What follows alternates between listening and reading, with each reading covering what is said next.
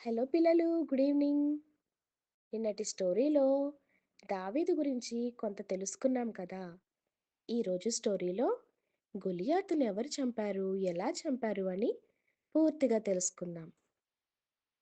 యుద్ధం జరుగుతుంది. గొలియాత్ అందరినీ ఓడిస్తూ అందరినీ చంపేస్తూ ఉన్నాడు. అతన్ని చూస్తేనే అందరూ భయపడుతూ ఉన్నారు. ఎవరూ అతన్ని ఎదిరించలేకపోయారు.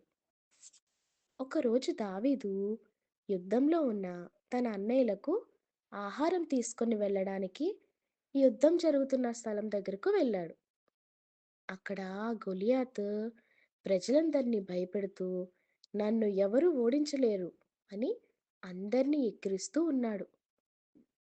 అది విన్న దావీదు రాజు దగ్గరకు వెళ్ళి, నేను గొలియాతుతో యుద్ధం చేస్తాను అని అంటాడు. దావీదు చాలా చిన్నవాడు కాబట్టి అక్కడ ఉన్న వాళ్ళందరూ, నువ్వు చాలా చిన్నవాడివి, వద్దు, గొలియాతును నువ్వు ఓడించలేవు అని అంటారు.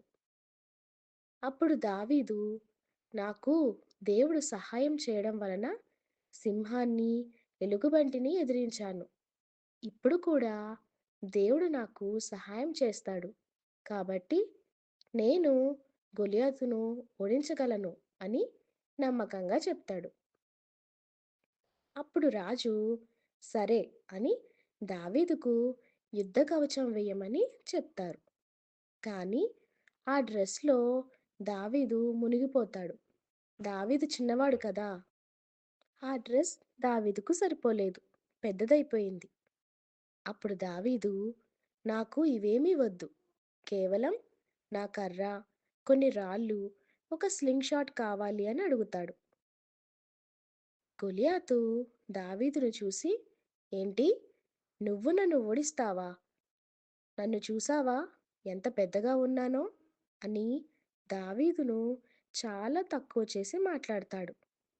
అప్పుడు దావీదు, నువ్వు కత్తులు, బాణాలు, శస్త్రాలతో వస్తున్నావు. కానీ నేను దేవుని శక్తితో వస్తున్నాను అని ఒక రాయి తీసుకొని స్లింగ్ షాట్‌లో పెట్టి దాన్ని గట్టిగా గొలియాతు వైపు విసురుతాడు. ఆ రాయి గొలియాతు తల మీద తగిలి వెంటనే గొలియాతు నేల మీదకి పడిపోతాడు. దావీదు వెంటనే గొలియాత్ దగ్గరికి వెళ్ళి గొలియాతు కత్తిని తీసుకొని తన తలను నరికేస్తాడు. ఇశ్రాయేలీలందరూ ఎంతో సంతోషిస్తారు. ఫిలిష్తీయులను పారిపోయేలా చేస్తారు. అలా ఒక చిన్న బాలుడు పెద్ద రాక్షసుడు లాంటి మనిషిని చంపేస్తాడు. ఒక చిన్న ప్రార్థన చేసుకుందాం. దేవా, నీకు వందనాలు. ఈరోజు స్టోరీలో దావీదు కేవలం ఒక రాయి, స్లింగ్ షాట్‌తో పెద్ద రాక్షసుడిని చంపడం గురించి విన్నాం.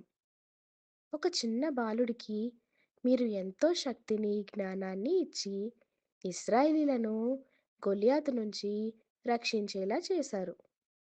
దేవా, మాకు కూడా అదే విధంగా నీ గొప్ప శక్తిని ఇచ్చి ఎన్నో విషయాలలో విజయాన్ని ఇమ్మని అడుగుచున్నాము.